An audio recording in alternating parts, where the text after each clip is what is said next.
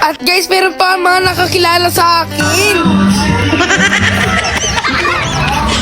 Napakaganda nga ng AJC dito sa amin. Kaso nga lang, may magulong lalaki. Ito pa lang pala yung mga bukas dito na palaruan. Yung mga bingo tsaka yung mga ganyan. Hindi pa nga bukas yung mga palaruan dito ng mga pambata. Kasi nga nasabi ko na sa inyo na hindi pa gawa. Pumunta na talaga kami dito guys kasi akala namin okay na yung rides at magra-rides na kami. So ayan na guys, nandito lang kami kasi wala kami napalain. Hindi pa naman talaga bukas yung mga rides dito. Kaya ayan, ngayon, nandito kami sa ano na to? Shawarmahan. Bumibili kasi wala talaga kami napalao.